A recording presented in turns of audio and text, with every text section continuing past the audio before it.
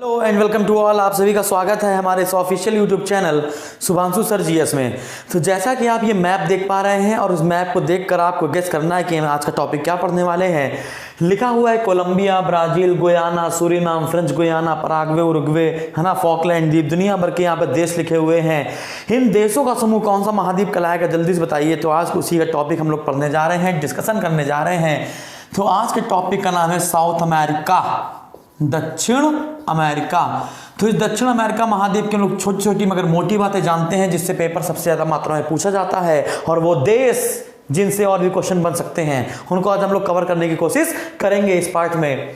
तो ऐसा लिखा हुआ है साउथ अमेरिका हम लोग पढ़ने वाले हैं। तो सबसे पहला क्वेश्चन आपके मन में आना चाहिए क्या, कि साउथ अमेरिका में कुल कितने देश हैं। जल्दी गिन लो भाई, 1 2 3 4 5 6 7 8 9 10 11 12 और 1 13, है ना। तो हमें तो याद है 13 देश हैं, आप लोग गिन लीजिएगा। तो दक्षिण अमेरिका में कुल कितने देश है भैया, तो दक्षिण अमेरिका में कुल देशों की संख्या है 13। तो दक्षिण अमेरिका में कुल देशों की संख्या वर्तमान में कितनी है, 13। अगर आप कई सारी किताबें पढ़ेंगे, है ना, जैसे महज बड़वाल पढ़ेंगे तो महज बड़वाल में इन देशों की संख्या 15 बताई गई है, लेकिन मान्यता प्राप्त देशों की संख्या कितनी है, 13। ठीक है। तो नेक्स्ट पॉइंट पे आता है क्वेश्चन कि इस अमेरिका, दक्षिण अमेरिका का सबसे बड़ा देश कौन सा है। इस दक्षिण अमेरिका का सबसे बड़ा देश कौन सा है, और क्षेत्रफल के हिसाब से सबसे छोटा देश कौन सा है। तो सबसे बड़ा तो आपको यहाँ पर दिख ही रहा होगा, सबसे बड़ा देश कौन सा होगा भैया, ब्राजील होगा। तो सबसे बड़ा देश होगा ब्राजील, और सबसे छोटा देश होगा, आप ये देख सकते हैं, सूरीनाम, गयाना, सूरीनाम और फ्रेंच गयाना, है ना। तो गयाना, सूरीनाम और फ्रेंच गयाना के बीच में पड़ता है सूरीनाम। तो ये सबसे छोटा देश होगा, ये सबसे छोटा देश होगा। इस देश का नाम क्या है भैया, सूरीनाम। क्लियर है। अब आपको यहाँ पता होना चाहिए कि ब्राजील की राजधानी क्या है और ब्राजील की मुद्रा क्या है, सूरीनाम की राजधानी क्या है और सूरीनाम की मुद्रा क्या है। तो सूरीनाम की राजधानी है पारामरीबो। क्या है, पारामरीबो, पारामरीबो। और इसकी मुद्रा है डॉलर। इसकी मुद्रा क्या है भैया, डॉलर। तो सूरीनाम की राजधानी है पारामरीबो और मुद्रा है डॉलर। उसी प्रकार से ब्राजील की राजधानी सबको पता है, ब्राजील की राजधानी है ब्राजीलिया और मुद्रा है रियाल, मुद्रा है रियाल। तो अब मेरा कर्तव्य कहता है कि जब ब्राजील का नाम आया ही है तो क्यों ना हम लोग ब्राजील पर चर्चा कर ही ली जाए थोड़ी बहुत, ठीक है ना। तो पहले हम लोग उठा लेते हैं ब्राजील नाम का देश। देखते हैं भाई, सबसे पहले आपको पता होना चाहिए कि जो ब्राजील देश है इसका नाम ब्राजील क्यों पड़ा। ब्राजील देश का नाम ब्राजील क्यों पड़ा, क्योंकि यहाँ पे ब्राजील नाम के बहुत सारे वृक्ष पाए जाते थे। यहाँ पे ब्राजील नाम के बहुत सारे पेड़ पाए जाते थे, और ये सब पेड़ रबड़ उत्पादन में आगे थे, रबड़ उत्पादन के वृक्ष थे। रबड़ उत्पादन के सबसे ज्यादा वृक्ष यहीं पाए जाते थे, है ना। इस ब्राजील नाम के वृक्ष से ही इस देश का नाम क्या पड़ गया, ब्राजील पड़ गया है। ब्राजील वर्तमान में कई सारी लकड़ियों का उत्पादन करता है, जिनमें कुछ लकड़ियां आपको याद रखनी है, जैसे वाल्सा, सिनकोना और कार्नोबा। वाल्सा, सिनकोना और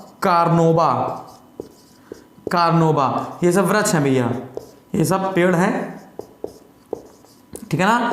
तो ब्राजील क्षेत्र में उगने वाले सबसे ज्यादा महत्वपूर्ण जो वृक्ष हैं उनका नाम क्या है, वाल्सा वृक्ष, सिनकोना वृक्ष और कार्नोबा वृक्ष। इनमें से आपने सिनकोना नाम के वृक्ष का पेड़ सुन रखा होगा, ठीक है ना। अब ये वाल्सा वृक्ष क्या है, ये सबसे हल्की, दुनिया की सबसे हल्की लकड़ी, दुनिया की सबसे हल्की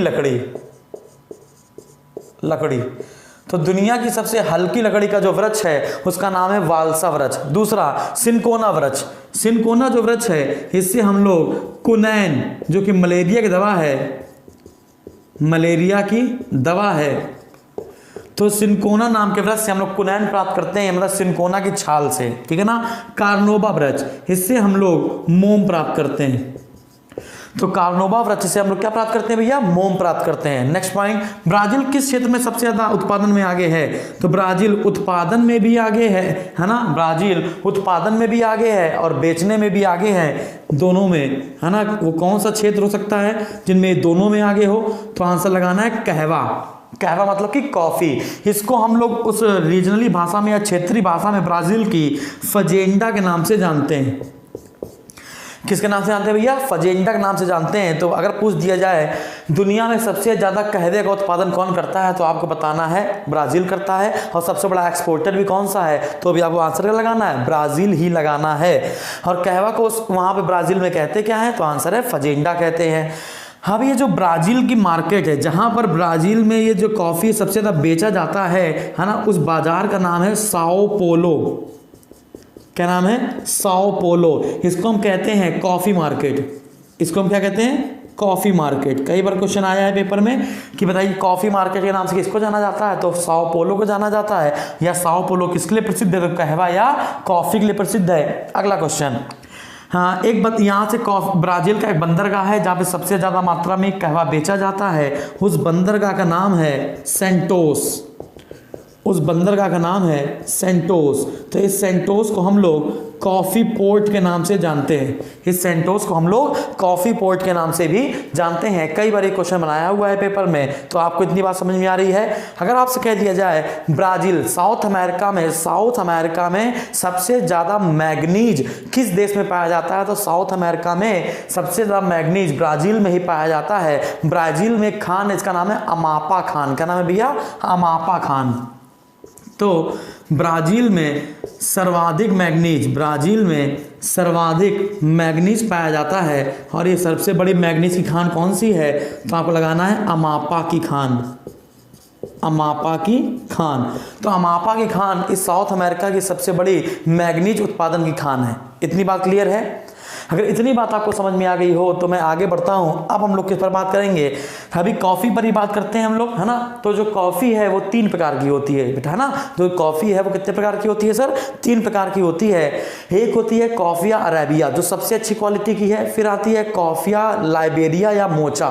फिर तीसरी आती है कॉफ़िया रोबस्टा। तो यहाँ पर कॉफ़ी 3 प्रकार की होती है। तो सबसे पहले आप इसका क्या लेंगे?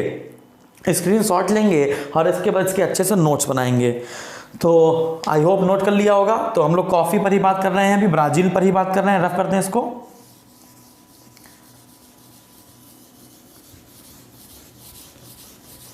तो हमने आपको यहाँ क्या बताया कि जो कॉफ़ी है वो 3 प्रकार की होती है भैया, है ना। यानी जो कॉफ़ी होती है वो 3 प्रकार की होती है। ये जो कहवा है ये 3 प्रकार का होता है।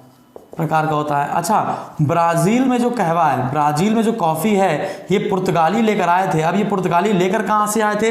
ये पुर्तगाली अरब से लेकर आए थे। अरब से 1200 ईस्वी में लेकर आए थे। किसके यहाँ लेकर आए थे? ब्राज़ील में लेकर आए थे। क्लियर है? अच्छा, अब बात करते हैं। ये जो कहवा या कॉफ़ी होती है 3 प्रकार की होती है। जैसे पहला हो गया कॉफ़ी अरेबिया, कॉफ़िया अरेबिया,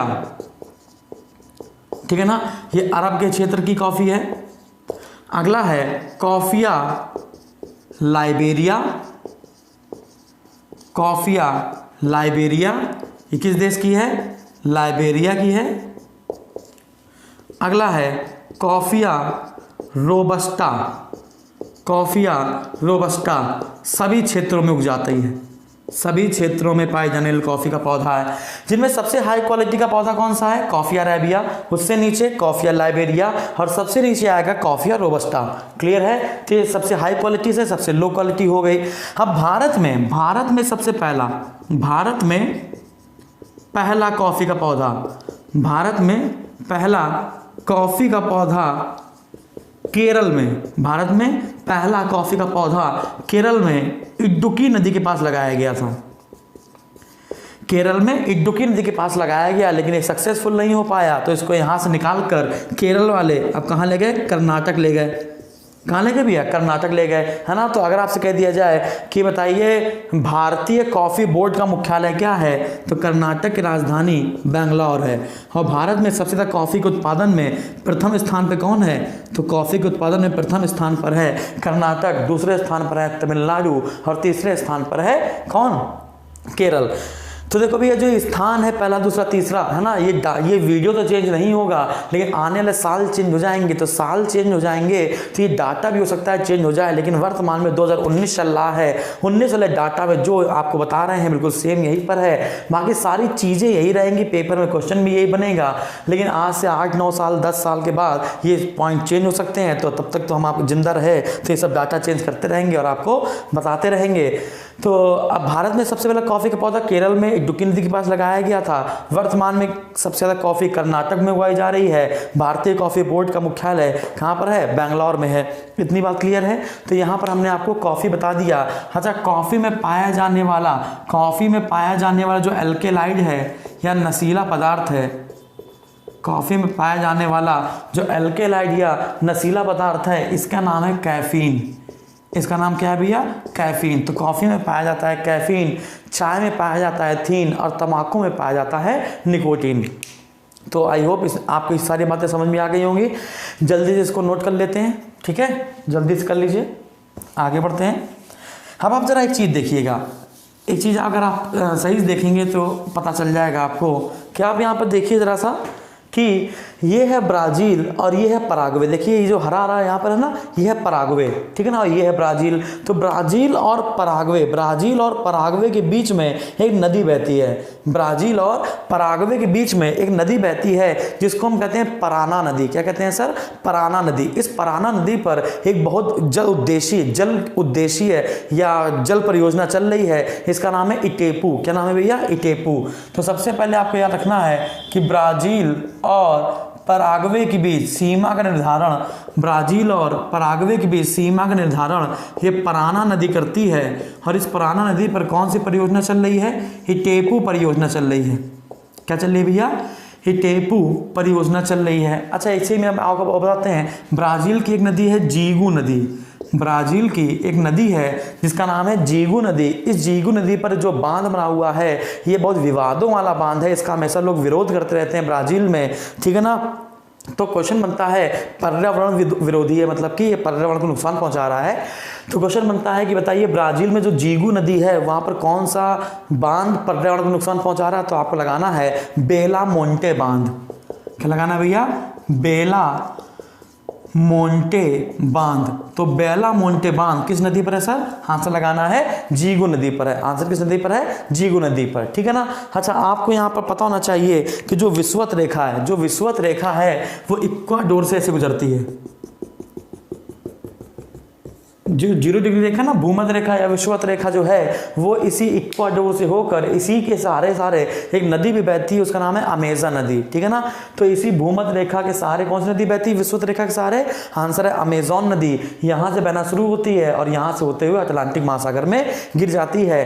तो अच्छा, क्वेश्चन क्या बताना है हमको? क्वेश्चन ये बताना है कि अभी विषुवत रेखी प्रदेश है, तो विषुवत रेखी प्रदेश में सबसे ज़्यादा अब यहाँ पर सूर्य 2 बार चमकता है, 21 मार्च और 23 सितंबर। अगर आपने वो वीडियो नहीं देखा है मेरा अक्षांश और देशांतर रेखा वाला, तो कृपया करके उसको देखिए, आपको पता चल जाएगा मौसम कहाँ बदलता है, कहाँ नहीं बदलता है, किस देश का समय कब कैसे निकालते हैं। वर्तमान में 4 बज रहा है भारत में, तो अमेरिका में कितना बज रहा होगा ये सब आपको पता चल जाएगा उस वीडियो को देखने के बाद। तो अब यहाँ वाले अगल बगल क्षेत्रों में बहुत ज़्यादा बारिश होगी, है ना। तो वेनेजुएलम जो घास के मैदान पाए जाते हैं उन्हें हम कहते हैं लानोस, लेकिन जबकि ब्राज़ील में जो घास के मैदान पाए जाते हैं उन्हें हम कहते हैं कैंपोस। और अर्जेंटीना यानी जो शीतोष्ण स्थल होगा, ये ध्रुव वाला पार्ट हो जाएगा तो ठंडा होगा, क्लियर है। तो जो अर्जेंटीना वाला पार्ट होगा, है ना, तो अर्जेंटीना के घास के क्षेत्रों को हम कहते हैं पंपास। तो यहाँ पे ये 3 घास के मैदान जरा आप याद करेंगे, 3 घास के मैदान आपको याद करने पड़ेंगे। ब्राज़ील के घास के मैदान को हम कहते हैं कैंपोस या कैंपोस, है ना। वेनेजुएला के घास के मैदान को हम लोग कहते हैं, जल्दी बताइए, लानोस। और जो अर्जेंटीना है, अर्जेंटीना के घास के मैदान को हम लोग कहते हैं पंपास। तो अर्जेंटीना के घास के मैदान को हम लोग पंपास कहते हैं। अगर आपसे कह दिया जाए पंपास का मतलब क्या होता है, तो दूर तक फैला मैदान। क्या कहते हैं इसे? दूर तक फैला मैदान। अर्जेंटीना के बारे में लोग यहाँ पर चर्चा कर लेते हैं जल्दी से। तो पंपास का मतलब होता है दूर तक फैला मैदान, दूर तक फैला मैदान, दूर तक फैला मैदान। इसी अर्जेंटीना में जहाँ पे दलदल पाया जाता है ना, तो अर्जेंटीना में पाए जाने वाले दलदल को हम लोग कहते हैं ग्रान चाको। क्या कहते हैं भैया? ग्रान चाको। तो अर्जेंटीना में पाए जाने वाले दलदल को हम लोग कहते हैं ग्रान चाको। क्या कहते हैं? ग्रान चाको। और इस ग्रान चाको में, इस दलदल भूमि में उगने वाले पेड़ को हम कहते हैं क्विब्रेको। क्या कहते हैं इसे? क्विब्रेको, है ना। तो इस ग्रान चाको में उगने वाले वृक्ष को हम लोग कहते हैं क्विब्रेको या क्विब्रेको, है ना। तो इस वृक्ष को हम लोग कहते हैं क्विब्रेको। अब ये क्विब्रेको से क्या करते हैं आप? इस अर्जेंटीना में जितना भी टेनिन एसिड है जिससे चमड़े की सफाई करी जाती है, तो जितना भी टेनिन होता है वो हम लोग इसी वृक्ष से प्राप्त करते हैं। तो क्वेश्चन इंपॉर्टेंट हो गया कि अर्जेंटीना वाले टेनिन अम्ल किस वृक्ष से प्राप्त करते हैं? तो आंसर है क्विब्रेको से। और जो क्विब्रेको जो वृक्ष है ये ग्रान चाको दलदली भूमि में उगता है, ठीक है ना। तो क्विब्रेको से हम लोग को प्राप्त होता है टेनिन। क्या प्राप्त होता है? टेनिन अम्ल। इससे हम लोग करते क्या है? चमड़े की टेनिंग करते हैं, चमड़ों की सफाई करते हैं। इससे हम लोग चमड़ों की सफाई करते हैं। क्लियर है? एक और क्वेश्चन। तो अर्जेंटीना के जो पशुपालन केंद्र है, उन पशुपालन केंद्र को हम लोग कहते हैं एस्टेंशिया। क्या कहते हैं भैया? एस्टेंशिया। तो ये लिख लेते हैं। तो अर्जेंटीना के जो पशुपालन केंद्र हैं, अर्जेंटीना के जो पशुपालन केंद्र हैं, इसे हम कहते हैं एस्टेंशिया, है ना। एस्टेंशिया इसके पशुपालन केंद्र को कहते हैं। जबकि जो पशु पालता है, यानी कि जो पशुपालक है उसको हम कहते हैं ग्वाचो। उसे हम क्या कहते हैं? ग्वाचो। तो आपको याद रखना चाहिए कि ग्वाचो कौन है? ग्वाचो पशुपालक है अर्जेंटीना के, ठीक है ना। ग्वाचो क्या है? पशुपालक है अर्जेंटीना के। क्लियर है? तो ये क्लास उनके लिए इंपॉर्टेंट होगी जो कहीं ना कहीं सिविल की तैयारी करना चाहते हैं, जिनका भविष्य आगे चलकर सिविल है, या कभी सोचते हैं कि मैं सिविल तैयारी करूंगा, तो उनके लिए ये बहुत उजागर वीडियो आपको साबित होगा। लेकिन जो बहुत लो लेवल की तैयारी कर रहे होंगे उनके लिए खतरा साबित हो सकता है। मैं आपको साउथ अमेरिका का बहुत लो लेवल वाला टॉपिक भी कभी ना कभी अपलोड कर दूंगा, लेकिन अभी आपको वो सारे क्वेश्चन करने हैं, वरना मुझे कोई कुत्ते ने नहीं काटा है कि मैं आपको इतने कठिन क्वेश्चन या इतने कठिन नाम आपको बताऊं, क्योंकि ये पेपर में आया हुआ है, रिपीटेड क्वेश्चन है और ये आने की संभावना आगे है। इसलिए हम लोग इस पर चर्चा कर रहे हैं कि अर्जेंटीना के पशुपालन केंद्र को एस्टेंशिया कहते हैं और इसका जो पशुपालक होता है उसको हम लोग ग्वाचो कहते हैं। पंपास का मतलब होता है दूर तक फैला मैदान, यानी अर्जेंटीना में जो गेहूं की अर्धचंद्राकार पेटी पाई जाती है, मतलब गेहूं में जो अर्जेंटीना है, अर्जेंटीना में गेहूं ऐसे उगाया जाता है, आधा जैसे चंद्रमा होता है ऐसा, ठीक है ना। तो इस गेहूं में अर्धचंद्राकार, याद रखिएगा, अर्जेंटीना में गेहूं की अर्धचंद्राकार खेत पाए जाते हैं, है ना। तो गेहूं के अर्धचंद्राकार खेत कहाँ पाए जाते हैं? तो गेहूं के अर्धचंद्राकार खेत अर्जेंटीना में पाए जाते हैं। इन्हीं अर्धचंद्राकार खेतों को हम लोग क्या कहते हैं सर? पंपास कहते हैं। इन्हीं अर्धचंद्राकार खेतों को हम लोग क्या कहते हैं? पंपास कहते हैं। आई होप आपको समझ में आ गया होगा। तो हम लोगों ने ब्राजील पर चर्चा कर ली, हम लोगों ने वेनेजुएला पर चर्चा कर ली, हम लोगों ने अर्जेंटीना पर चर्चा कर ली। तो अर्जेंटीना की राजधानी आपको पता होनी चाहिए कि अर्जेंटीना की राजधानी क्या है भैया? तो ब्यूनस आयर्स। तो अर्जेंटीना की राजधानी है ब्यूनस आयर्स और मुद्रा है पेसो। मुद्रा क्या है? पेसो। मैं इसको रफ कर देता हूं जल्दी से। तो हम लोग अब पढ़ेंगे, ब्राजील पढ़ चुके थे हम लोग, ब्राजील के बाद हम लोग क्या पढ़ेंगे? हाँ, ब्राजील के बाद अर्जेंटीना भी पढ़ दिया, अर्जेंटीना के बाद वेनेजुएला पर थोड़ी सी चर्चा करते हैं, वेनेजुएला पर चर्चा कर लेते हैं। तो सबसे पहले अर्जेंटीना की राजधानी क्या है भैया? अर्जेंटीना की राजधानी है ब्यूनस आयर्स। तो अर्जेंटीना की राजधानी क्या है? Buenos Aires. और अर्जेंटीना की मुद्रा क्या है? पेसो। ये जो ब्यूनस आयर्स है ना, ये दक्षिण अमेरिका की सबसे बड़ी मांस मंडी है। दक्षिण अमेरिका की सबसे बड़ी मांस मंडी है। तो दक्षिण अमेरिका की सबसे बड़ी मांस मंडी कौन सी है? ब्यूनस आयर्स है। क्लियर है? चलिए आगे बढ़ेंगे हम लोग। अब हम लोग पढ़ेंगे वेनेजुएला। अब हम लोग क्या पढ़ने वाले हैं? वेनेजुएला। तो वेनेजुएला से क्वेश्चन क्या क्या बने हुए हैं आज तक, इसको देख लेते हैं। तो सबसे पहले आपको पता होना चाहिए कि वेनेजुएला की राजधानी क्या है, तो वेनेजुएला की राजधानी है काराकस। क्या है भैया, काराकस। वेनेजुएला की मुद्रा क्या है, बोलीवर, बोलीवर। तो वेनेजुएला की मुद्रा है बोलीवर और राजधानी है काराकस, है ना। तो पेट्रोलियम उत्पादन का सबसे बड़ा देश है, पेट्रोलियम उत्पादन में प्रथम, पेट्रोलियम उत्पादन में क्या है, ये प्रथम है। वेनेजुएला में एक नदी है जिसका नाम है कैरोनी नदी। वेनेजुएला में एक नदी है जिसका नाम क्या है, कैरोनी नदी। और इस कैरोनी नदी पर विश्व का सबसे बड़ा जलप्रपात बना हुआ है।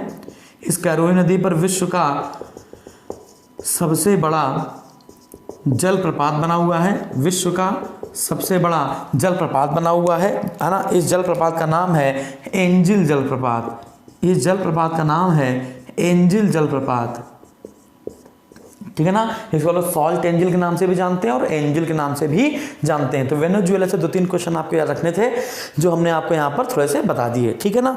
अच्छा, तो अब और बात कर लेते हैं। अब आप ये जो देख रहे हो नीली नीली लाइन, ये जो आप नीली नीली लाइन दिख रहे हो ना, ऐसे करके जो यहाँ से, ये जो कोलंबिया से लेकर, यानी कोलंबिया के सबसे ऊपर क्षेत्र से लेकर जो यहाँ तक फैला हुआ है ना, यानी चिली के लास्ट पॉइंट तक फैला हुआ है। तो सबसे पहले आपको पता होना चाहिए कि साउथ अमेरिका का सबसे उत्तरी बिंदु क्या है ना। साउथ अमेरिका का सबसे उत्तरी बिंदु क्या है और सबसे दक्षिणी बिंदु क्या है, तो इसको रफ कर देते हैं।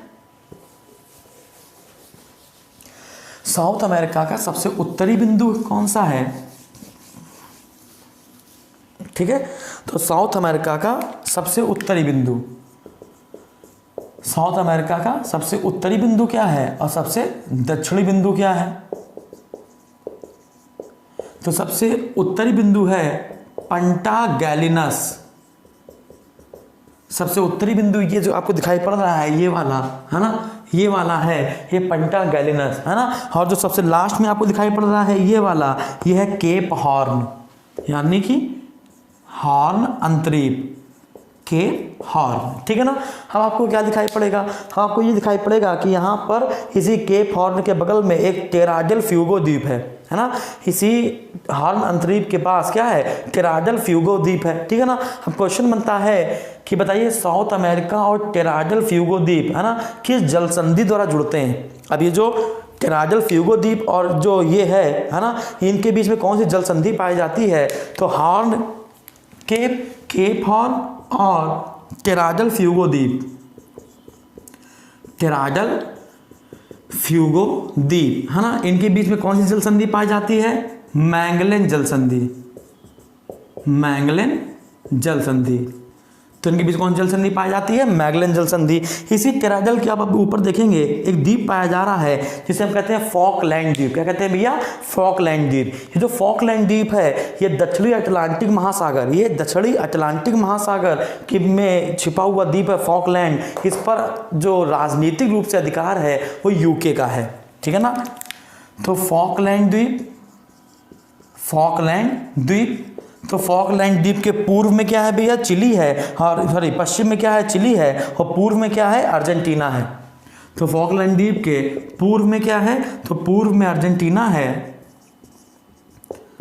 और पश्चिम में क्या है, पश्चिम में चिली है।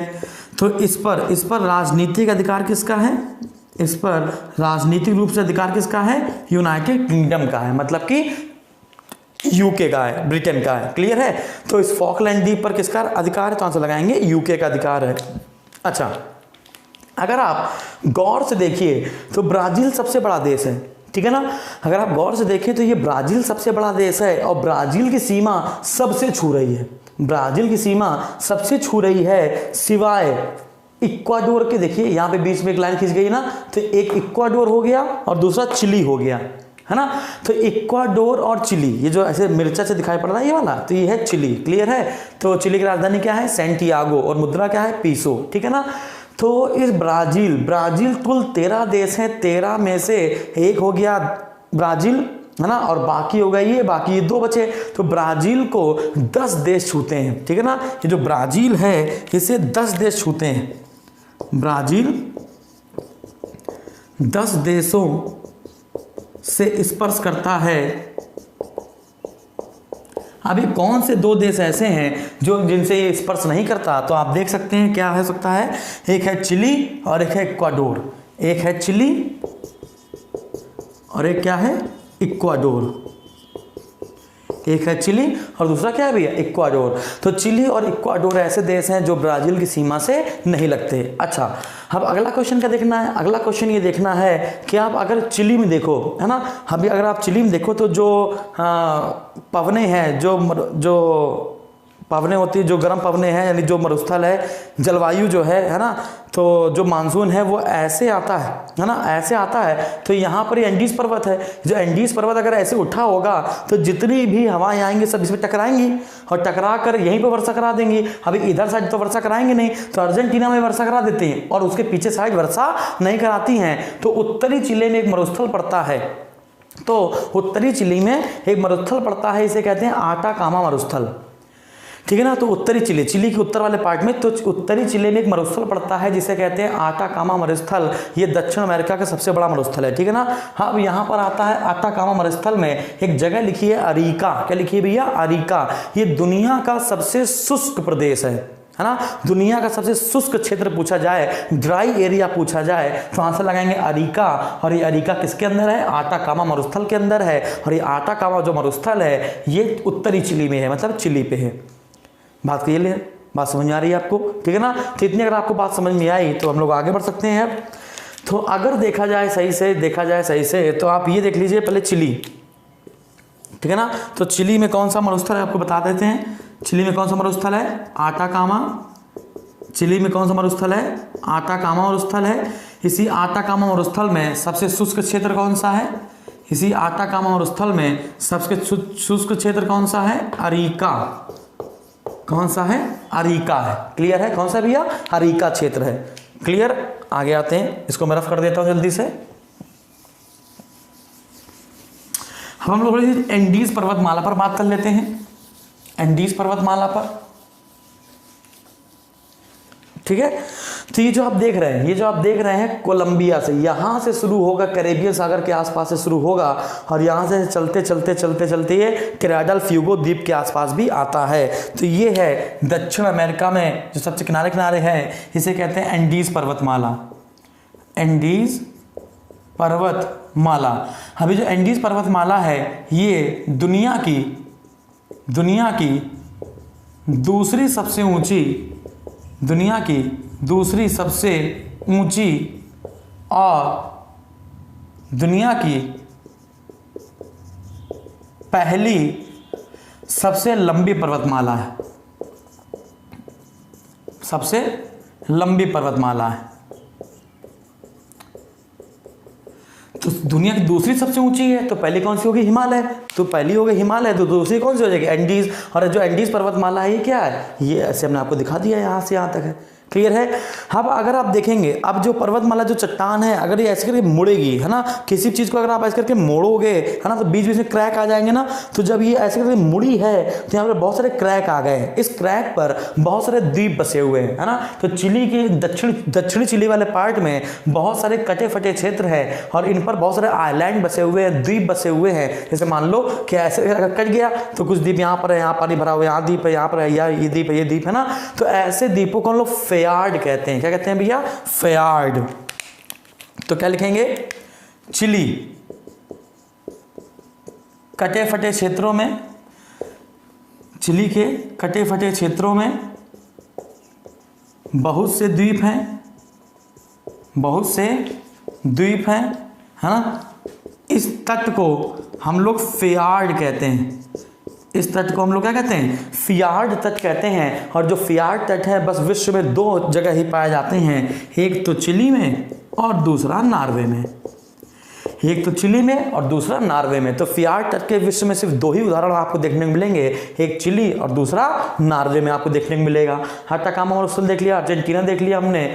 अच्छा, पेरू, है ना। अब आपको पता होगा कि ये जो एक पवनों का जो नियम होता है, जलधाराओं का जो नियम होता है, इस जलधाराओं के नियम में आपको पता होना चाहिए कि जो इधर की जलधाराएं होती हैं, है ना, इधर की जो पूर्व की जो जलधाराएं होती हैं वो हमेशा गर्म होती हैं। तो पूर्व की जलधाराएं गर्म होती हैं, इसलिए ब्राज़ील की जलधारा क्या है, गर्म है। लेकिन जो पश्चिम की जलधारा होती है वो हमेशा ठंडी होती है ना। तो आपको याद रखना, पेरू की जो जलधारा है, इस पेरू जलधारा को हम लोग हम्बोल्ट के नाम से भी जानते हैं।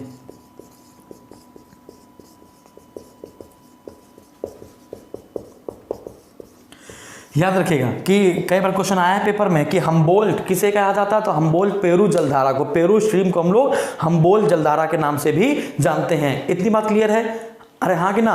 अच्छा, अब ये जो पेरू है, अभी जो पेरू है, हाँ पेरू और बोलीविया, ये जो पेरू है और ये जो बोलीविया, देखिए ये वाला जो क्षेत्र है, ये वाला पेरू और बोलीविया के बीच में है ना सबसे ऊंची नौका गम्य झील पाई जाती है, जहां से नाव होकर गुजर के जा सकती है। तो पेरू लिख देते हैं, यहाँ लिख देते हैं भाई कि पेरू है ना और बोलीविया, पेरू और बोलीविया, पेरू और बोलीविया। तो पेरू और बोलीविया के बीच में देखिए पाई जा रही है टिटिकाका झील। क्या पाई जा रही है? टिटिकाका झील, है ना। ये सबसे ऊंची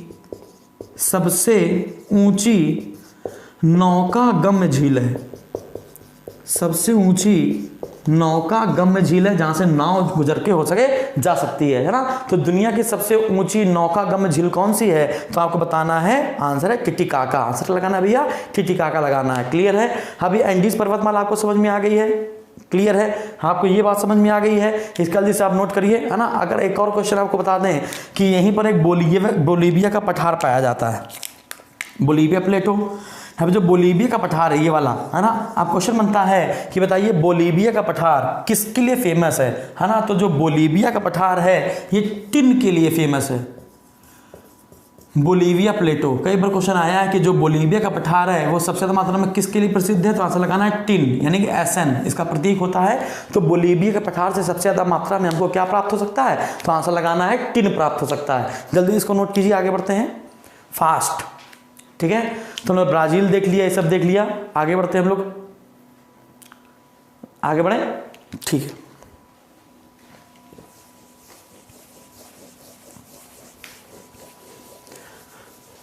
विश्व का सबसे ऊंचा सक्रिय ज्वालामुखी, विश्व का सबसे ऊंचा सक्रिय ज्वालामुखी भी यहीं पर पाया जाता है। विश्व का सबसे ऊंचा सक्रिय ज्वालामुखी, तो विश्व का सबसे ऊंचा सक्रिय ज्वालामुखी भी यहीं पाया जाता है ना। उसका नाम है ओजोस डेल सलाडो। हमने आपको बताया भी है, Ojos del Salado, Ojos del Salado. अब आपको बताना है कमेंट बॉक्स में ये करके है कि हमने आपको बताया था ज्वालामुखी के बारे में, तो अच्छे से बताया था। तो आपको बताना ये है कि ये ओजोस डेल सलाडो, ये जो ज्वालामुखी है ये किन दो देशों के बीच में स्थित है? ये किन दो देशों के बीच में स्थित है? क्लियर है? ये आपको हमें बताना है। ठीक है, कमेंट बॉक्स में कमेंट करके बताना है। नेक्स्ट पॉइंट पे आते हैं। अच्छा, गुयाना, सूरीनाम और फ्रेंच, याद रखिएगा सूरीनाम किन दो देशों के बीच में है? तो गुयाना और फ्रेंच गुयाना। अब वो देश बताइए, है ना, जो लैंड लॉक्ड है। वो देश बताइए जो लैंड लॉक्ड है, मतलब कि जिनकी जो सीमा है वो किसी समुद्र से नहीं छूती। देखिए सबकी सीमा समुद्र से छू रही है, लेकिन दो देश ऐसे होंगे जिनकी सीमा समुद्र से नहीं छू रही होगी। जरा चेक कीजिए कौन से देश होंगे वो। आपको ये दिख रहा है ना, ये एक तो हो गया बोलीविया, ठीक है ना। ये क्या हो गया? बोलीविया। और बोलीविया अगर हो गया तो देखो एक ये हो गया, ये कौन सा देश है? पराग्वे, ठीक है ना। तो ऐसे देश बताइए जो लैंड लॉक देश हैं। तो दक्षिण अमेरिका के, साउथ अमेरिका के दो स्थल रुद्ध देश, स्थल रुद्ध देश। तो दक्षिण अमेरिका के दो स्थल रुद्ध देश, तो आंसर ये है बोलीविया और पराग्वे। बोलीविया और पराग्वे ये क्या है? दक्षिण अमेरिका के सबसे बड़े स्थल रुद्ध देश हैं, जिनमें सबसे बड़ा कौन सा है? आंसर है बोलीविया। आंसर लगाएंगे भैया बोलीविया। क्लियर है? चलिए आगे बढ़ते हैं। तो आपने ही देखा कि ये जो रेखा जा रही है, ये वाली रेखा है ना, ये है विषुवत रेखी, है ना, ये भूमध्य रेखा। हाँ, इस भूमध्य रेखा के समान कौन सी नदी बहती है? इस भूमध्य रेखा के समान बहती है, तो आंसर है अमेज़न नदी, है ना। तो भूमध्य रेखा के समान कौन सी नदी बहती है? भूमध्य रेखा के समान कौन सी नदी बहती है? तो आंसर लगाना है अमेज़न नदी। क्या लगाना है? अमेज़न नदी, ठीक है ना। अब ये अमेज़न नदी विश्व की सबसे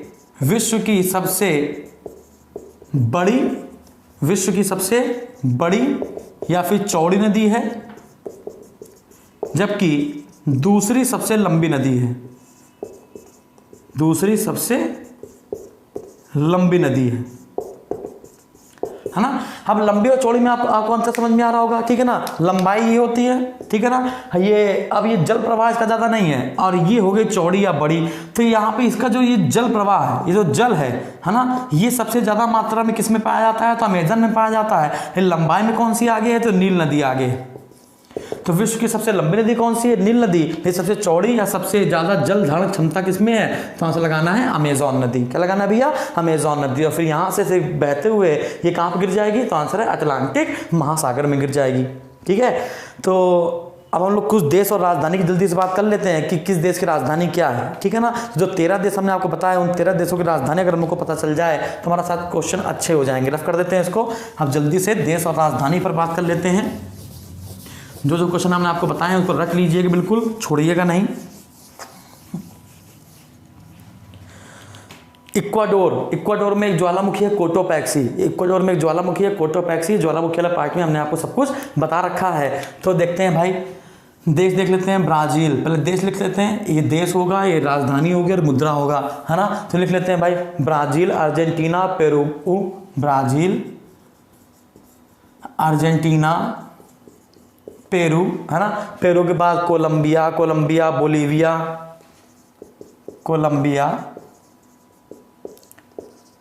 बोलीविया, ठीक है ना। तो ब्राज़ील की राजधानी क्या है बताइए। ब्राज़ील की राजधानी है ब्राज़ीलिया, मुद्रा है रियाल। ब्राज़ीलिया और मुद्रा है रियाल। अर्जेंटीना की राजधानी है ब्यूनस आयर्स। अर्जेंटीना की राजधानी है ब्यूनस आयर्स और मुद्रा है पेसो। मुद्रा क्या है, पेसो। पेरू की राजधानी है लीमा और मुद्रा है न्यूसोल। लीमा और मुद्रा है न्यूसोल। आते कोलंबिया में, तो कोलंबिया की राजधानी है बोगोटा और मुद्रा है पीसो। बोगोटा और मुद्रा है पेसो। बोलीविया में आते हैं। बोलीविया की राजधानी है लापाज और बोलीवियानो। आप देखिए, यहाँ से क्वेश्चन याद आ गया हमको। अब क्वेश्चन क्या याद आ गया कि दुनिया की सबसे ऊंची राजधानी बताइए। दुनिया की सबसे ऊंची राजधानी बताइए। तो दुनिया की सबसे ऊंची राजधानी आपको याद रखना है लापाज। तो दुनिया की सबसे ऊंची राजधानी है लापाज। अगर लापाज ऑप्शन में ना आए तो इक्वाडोर की राजधानी याद करिएगा, क्विटो, ठीक है ना। तो दुनिया की सबसे ऊंची राजधानी है लापाज और दुनिया की दूसरी सबसे ऊंची राजधानी है क्विटो, ठीक है, इक्वाडोर की। आगे बढ़ते हैं लापाज के बाद, ठीक है। अब आते हैं चिली की राजधानी क्या है, सैंटियागो। चिली की राजधानी क्या है, सैंटियागो। अब मुद्रा क्या है, पीसो। मुद्रा क्या है, पीसो, है ना। इक्वाडोर की राजधानी क्या है, क्विटो। इक्वाडोर राजधानी क्या है, क्विटो। और मुद्रा क्या है, डॉलर। मुद्रा क्या है भैया, डॉलर। अगला बताओ सूरीनाम की राजधानी क्या है, पारामरीबो। बताया था हमने आपको भी, सूरीनाम, पारामरीबो और डॉलर। पारामरीबो और डॉलर। अगला बताना है गयाना। ये गयाना, जॉर्ज टाउन। गयाना की क्या है भैया, गयाना की क्या है, गयाना की है जॉर्ज टाउन। मुद्रा क्या है, डॉलर। गयाना क्या है, जॉर्ज टाउन और मुद्रा क्या है, डॉलर। अगला है उरुग्वे की राजधानी क्या है, मोंटेवीडियो। उरुग्वे की राजधानी क्या है, उरुग्वे की राजधानी मोंटेवीडियो। अगर राजधानी है मोंटेवीडियो तो मुद्रा क्या होगी, पीसो। मुद्रा क्या होगी, पीसो या पेसो, ठीक है ना। आगे बढ़ सकते हैं हम लोग। अगला है ना, हमने आपको क्या क्या बता दिया, ब्राज़ील, अर्जेंटीना, पेरुग्वे, कोलंबिया। 1 2 3 3 2 5 5 3 7 7 2 9, है ना। 9 के बाद अगला क्या बच रहा है, इक्वाडोर हो गया, कोलंबिया हो गया, ठीक है, बोलीविया हो गया है, चिली हो गया है, Uruguay, Paraguay, French Guiana, Suriname हो गया ना, फ्रेंच गुयाना पे आते हैं। तो बताइए जल्दी से, फ्रेंच गुयाना, जल्दी बताओ भाई, जो फ्रेंच गुयाना है, फ्रेंच गुयाना की राजधानी क्या होगी? फ्रेंच गुयाना की राजधानी कायने, क्या है? कायने। फ्रेंच गुयाना, फ्रेंच गुयाना राजधानी है कायने और मुद्रा है यूरो। मुद्रा क्या है? यूरो। फ्रेंच गुयाना हो गया। तो और क्या बचा भैया, और क्या बचा? वेनेजुएला हो गया, वेनेजुएला कराकाश, वेनेजुएला क्या है? कराकाश, वेनेजुएला। वेनेजुएला राजधानी क्या बताई थी हमने आपको? काराकाश। और वेनेजुएला की मुद्रा क्या है? लिखा तो नहीं वेनेजुएला कहीं पर? हाँ, तो वेनेजुएला राजधानी है काराकाश। तो मुद्रा बताइए क्या हो सकती है इसकी, है ना? मुद्रा क्या है? बोलीवर। क्या हो सकती है? बोलीवर, बोलीवर, बोलीवर, है ना? मन में जल्दी सोच लिया करो, अब तो हो गए होंगे 13। गिन लेते हैं, 1 2 3 4 5 6 7 8 9 10 11 12। अब भाई एक कौन सा छूट रहा है?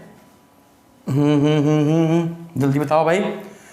Colombia, Venezuela, Guyana, Suriname, French Guiana, Paraguay छूट रहा है। पराग्वे कहीं लिखा है? पराग्वे, पराग्वे कहीं नहीं लिखा है ना? ठीक है ना, पराग्वे छूट रहा है ना? पराग्वे क्या होगी? पराग्वे, आसुनसियोन, है ना? पराग्वे राजधानी क्या है भाई? आसुनसियोन। और मुद्रा क्या है? गुआरानी। मुद्रा है गुआरानी। मुद्रा क्या है? गुआरानी। ठीक है ना? तो मुद्रा है गुआरानी और इसका ये है। ठीक है, बात समझ आ रही है? ठीक है, तो इतनी बात क्लियर है। तो ये हो गया 13 देश। आई होप हमने आपको दक्षिण अमेरिका के सारे पॉइंट आपको क्लियर कर दिए होंगे। अब 1 बाय 1 अगर हम लोग देश पर चर्चा करें तो बहुत सारे क्वेश्चन बनेंगे, लेकिन जहां तक हमें लगता था जो क्वेश्चन बना सकते थे हमने वहां तक बनाने की कोशिश की है। ठीक है, हाँ, एक क्वेश्चन आपको और बना सकते हैं कि यहाँ पर एक मानोस बंदरगाह है। ठीक है ना? ब्राजील में एक बंदरगाह है, इसका नाम है मानोस। ब्राजील में एक बंदरगाह है, इसका नाम है मानोस बंदरगाह। ब्राजील में एक बंदरगाह है, मानोस बंदरगाह। अब जैसे मानिए ये है अमेज़न नदी, ये है अमेज़न नदी। अब इस अमेज़न नदी जब ये ऐसे गहराई में जाती है ना अमेज़न नदी, है ना, तो ये है तट, ये है तट, लेकिन ये यहाँ पर बंदरगाह बना हुआ है। तो ये दुनिया का सबसे अंदरूनी बंदरगाह है या अंतरतम बंदरगाह है। दुनिया का सबसे अंतरतम बंदरगाह, ये लास्ट क्वेश्चन है आज का कि दुनिया का सबसे अंतरतम बंदरगाह कौन सा है? तो दुनिया का सबसे अंतरतम बंदरगाह हो गया मानोस, है ना? ये किस देश में है? ब्राजील में है। क्लियर है? जल्दी से इसका स्क्रीनशॉट ले लीजिए। आज के लिए इतना काफी है। Thank you.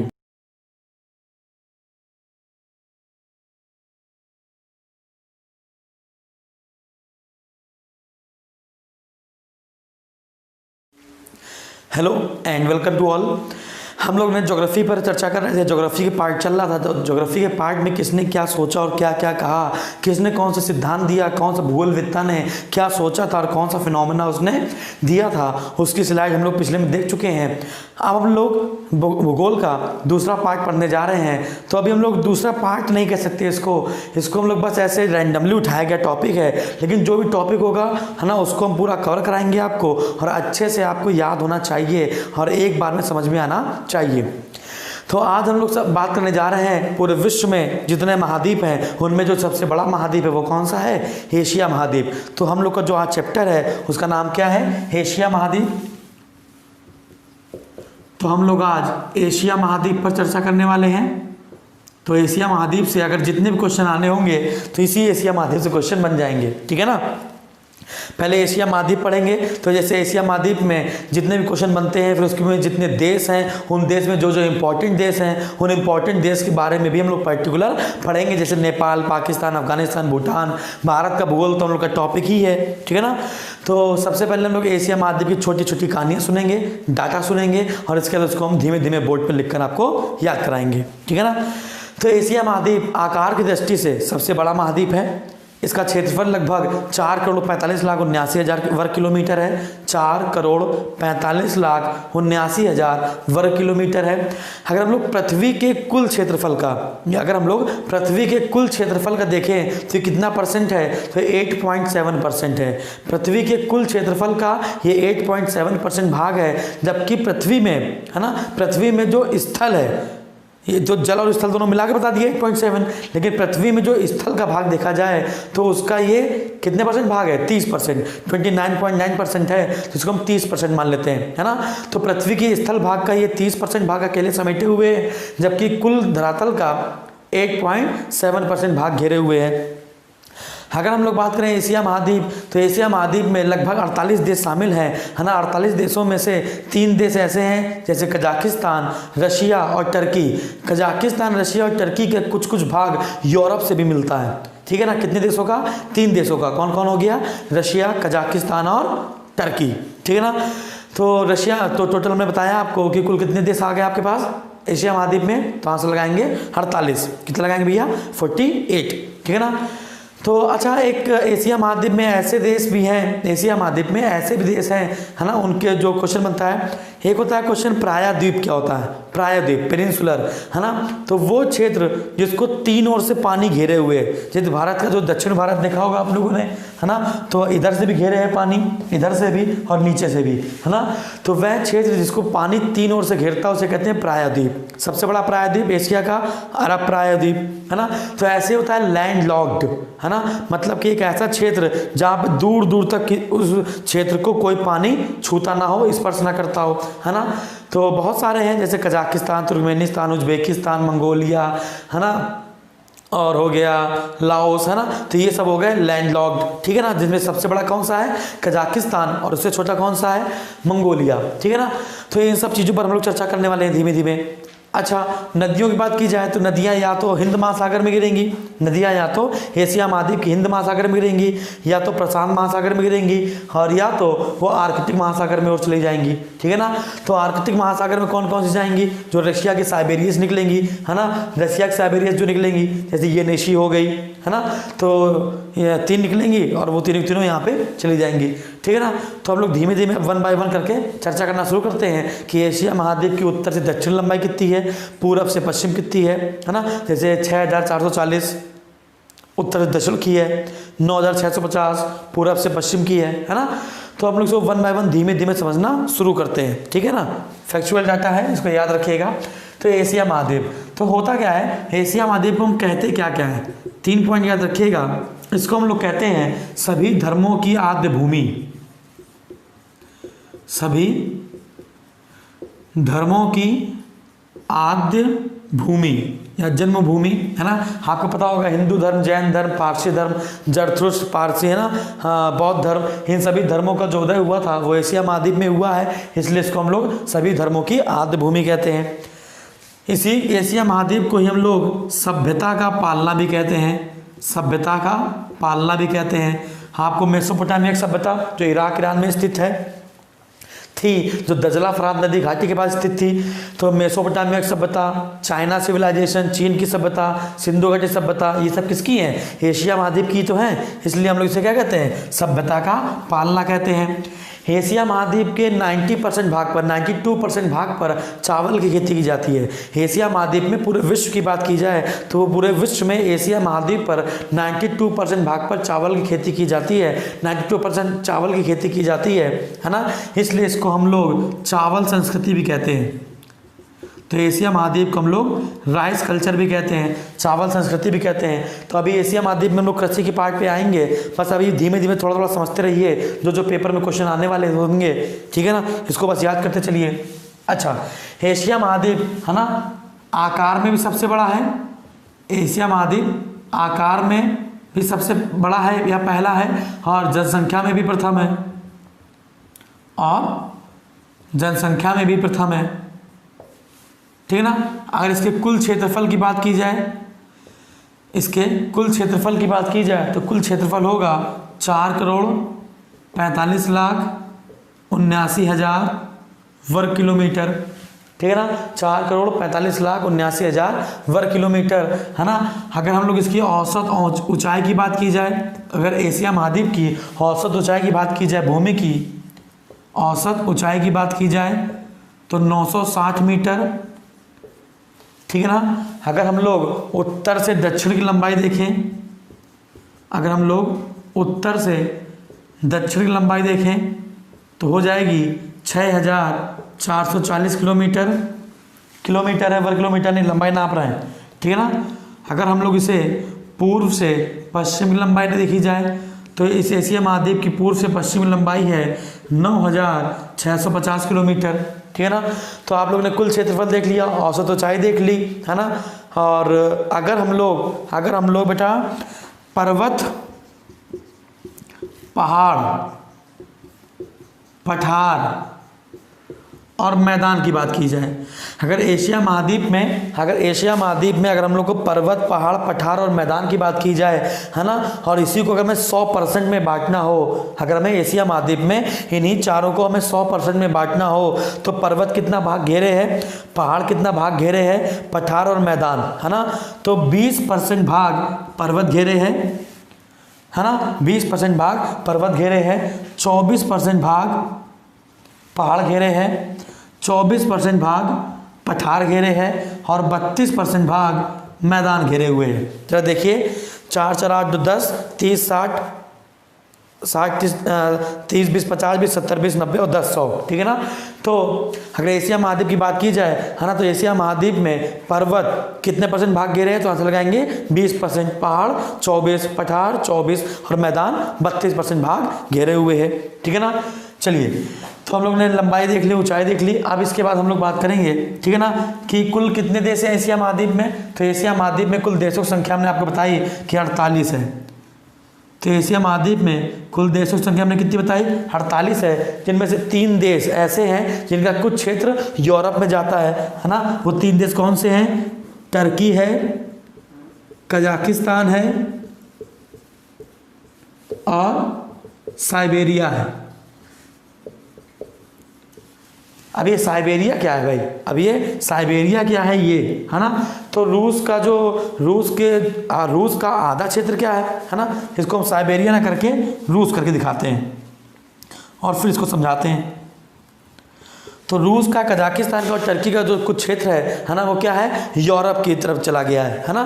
तो कितने देश हमने आपको बताया, 48 देश हमने आपको बता दिए। तो अगर हमें एशिया महाद्वीप का विभाजन करना होगा तो हम इसका विभाजन कैसे करेंगे। तो इसका विभाजन करने के लिए हमारे पास कुछ ट्रिक है ना। तो पहले तो हम ये देख लेते हैं कि रूस का जो क्षेत्र एशिया महाद्वीप में पड़ता है उसे हम साइबेरिया कहते हैं, ठीक है ना। तो यहाँ पर हम लिख देते हैं, याद रखिएगा, ठीक है ना। तो लिखते हैं यहाँ पे, रूस का जो क्षेत्र एशिया महाद्वीप में है, रूस का जो क्षेत्र एशिया महाद्वीप में है उसको हम लोग साइबेरिया कहते हैं। उसे हम लोग क्या कहते हैं भैया, साइबेरिया कहते हैं, ठीक है ना। इसको याद रखिएगा, रूस का जो क्षेत्र एशिया महाद्वीप में आता है उसे हम साइबेरिया कहते हैं, ठीक है ना। तो अब हम ये देखते हैं, जैसे आपको पता होगा भारत का सबसे उत्तरी बिंदु इंदिरा कॉल, दक्षिणी बिंदु इंदिरा पॉइंट, है ना। तो उसी प्रकार से एशिया महाद्वीप का सबसे पूर्वी, पश्चिमी, उत्तरी और दक्षिणी बिंदु क्या कहलाता है। तो आप इसको समझिएगा, इसका आप स्क्रीनशॉट जल्दी से ले लीजिएगा और अपने नोट्स प्रॉपरली बनाते चलिएगा, ठीक है ना। चलिए, तो अब हम लोग बात करेंगे, देखते हैं आगे।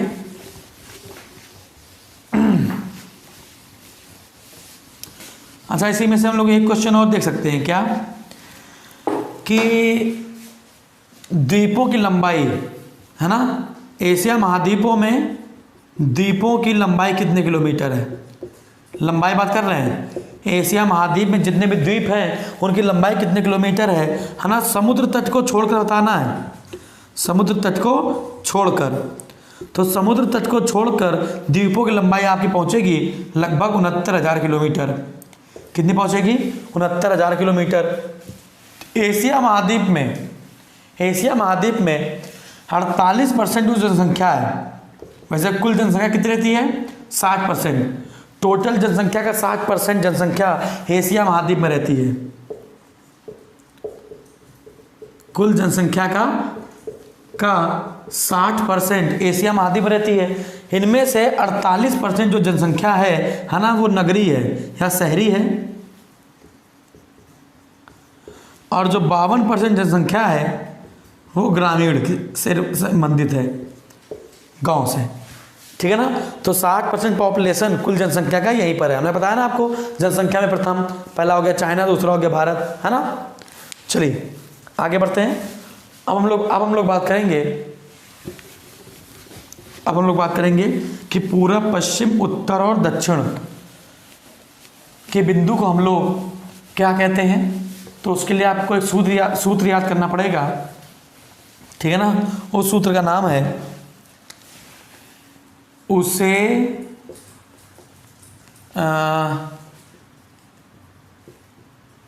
पुदीने दी टी पार्टी, कुछ ऐसे याद करना पड़ेगा, उसे पुदीने दी पार्टी, वरना याद नहीं कर पाओगे भाई, ठीक है ना। तो ऊ से क्या हो जाएगा उत्तर, पू से क्या हो जाएगा पूर्व, दा से क्या हो जाएगा दक्षिण, और इस 5 से हो जाएगा पश्चिम, ठीक है ना। कुछ ऐसे याद करना है आपको। तो ये हो गया उत्तर, ये हो गया दक्षिण, ये हो गया पूर्व और ये हो गया पश्चिम। तो क्या लिखा है पूर्व, पूर्व लिखा है भाई, कहाँ पर है, ये उत्तर है, ऊ से उत्तर और से हो जाएगा सेलुस्किन, है ना। केप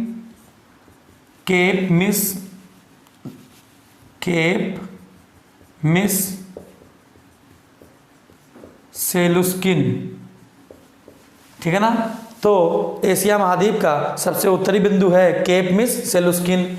पू से हो गया पूरब, है ना, और डीने से हो गया डिनेवा, डीने से क्या हो गया डिनेवा, है ना।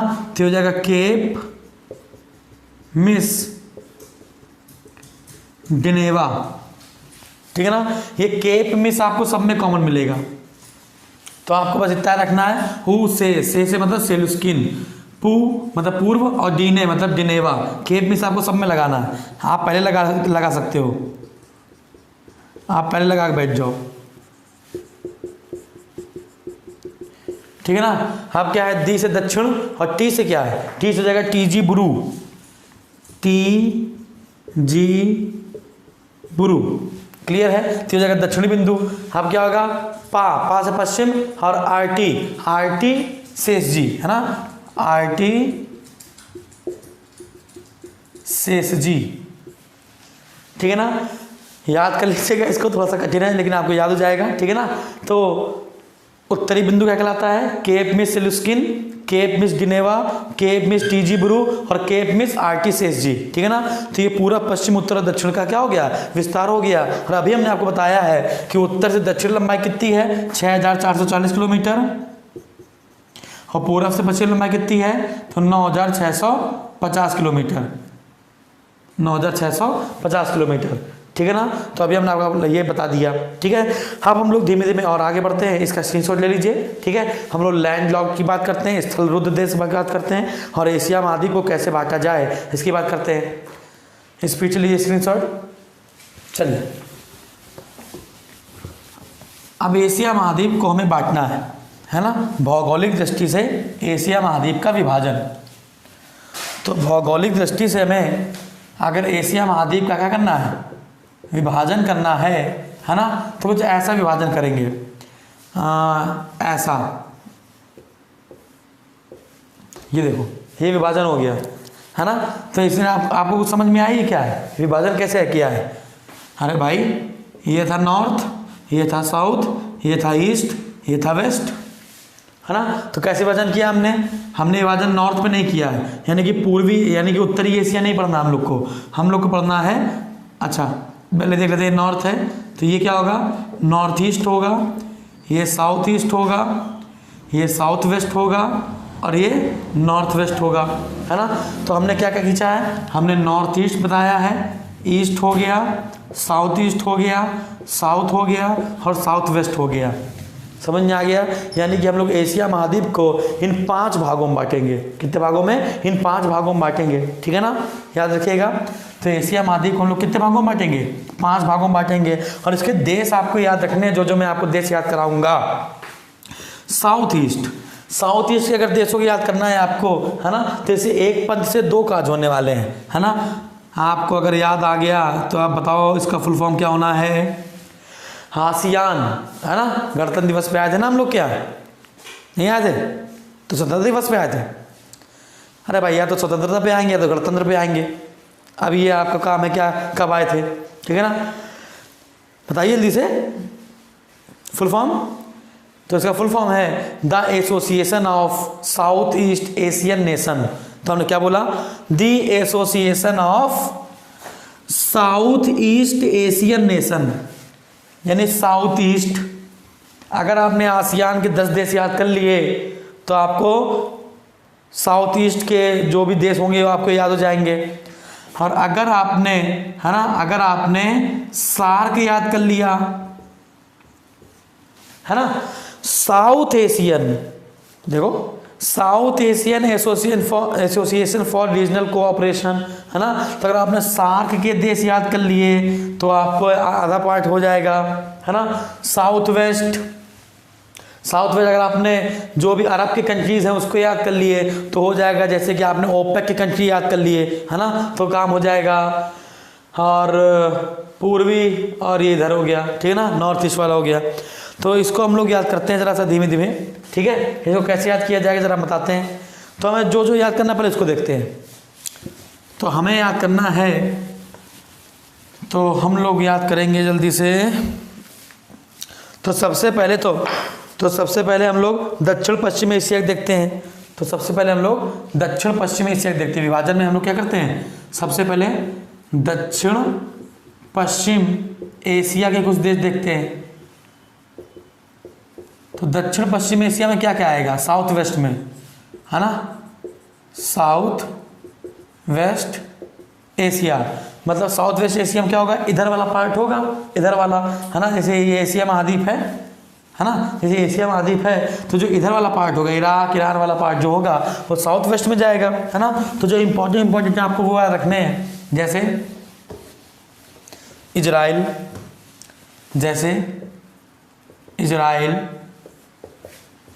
इराक, ईरान, सऊदी अरब, ठीक है ना, फिलिस्तीन, जॉर्डन, ठीक है ना। आपको ये सब चीज़ें याद रखनी है।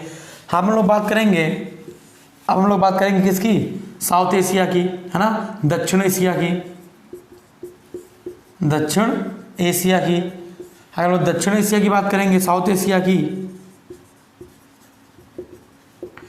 तो हम लोग याद कर लेंगे क्या, श्रीलंका, पाकिस्तान, अफगानिस्तान, मालदीव, नेपाल, भूटान, बांग्लादेश। अरे परेशान मत होइए, अभी आपको याद करवा रहे हैं, ठीक है ना। बांग्लादेश, कितने हो गए, 8 हो गए। 1 2 3 4, 4 और 3 7, एक बच गया है, कौन सा बच गया देखते हैं भाई, इंडिया, भारत तो छूटा ही जा रहा है ना। तो ये हो गए सार्क के देश। अगला क्या है, अगला हमारे पास है साउथ ईस्ट, मतलब दक्षिण पूर्व। हमारे पास है दक्षिण पूर्व एशिया, साउथ ईस्ट एशिया, ठीक है ना। तो साउथ ईस्ट एशिया में क्या आएगा, कंबोडिया, मलेशिया, थाईलैंड, ठीक है ना, बर्मा यानी म्यांमार, ठीक है ना। तो बर्मा हो गया, वियतनाम, लाओस, ठीक है ना, फिलीपींस, ठीक है ना। तो ये सभी देश किस में आ गए, ये सभी देश आ गए दक्षिण पूर्व एशिया में। ये सभी देश किस में आ गए, दक्षिण पूर्व एशिया में, ठीक है ना। हम लोग अगर बात करें पूर्वी एशिया की, हम लोग अगर बात करें पूर्वी एशिया की, ठीक है ना, तो इसको हम ऊपर लिख देते हैं। अगर हम लोग इसके नीचे लिख सकते हैं क्या, पूर्वी एशिया की बात करें, चौथा पूर्वी एशिया की बात करें तो पूर्वी एशिया में क्या आ जाएगा, चीन आ जाएगा, जापान आ जाएगा, कोरिया आ जाएगा। कोरिया के 2 भाग हो जाएंगे, एक होगा उत्तर कोरिया और एक होगा दक्षिण कोरिया, ठीक है ना। अब लास्ट में अगर हम मध्य एशिया की बात करें, मध्य एशिया की बात करें ठीक है ना। तो मध्य एशिया में क्या आ जाएगा, कजाकिस्तान, तुर्कमेनिस्तान, उज्बेकिस्तान, किर्गिस्तान, जितने भी स्थान वाले होंगे वो सब किस में आ जाएंगे, मध्य एशिया में आ जाएंगे। तो ये हो गया एशिया का विभाजन। हाँ, पॉइंट ये है कि इसको याद कैसे किया जाए, है ना। तो आपको मैप देखना पड़ेगा, आपको मैप देख के ही सब कुछ समझ में आएगा, है ना। लेकिन आपको ऐसे याद रखना है कि मध्य एशिया कैसे याद करेंगे, मध्य एशिया में क्या है, जितने भी स्थान वाले हैं वो सब आ जाएंगे।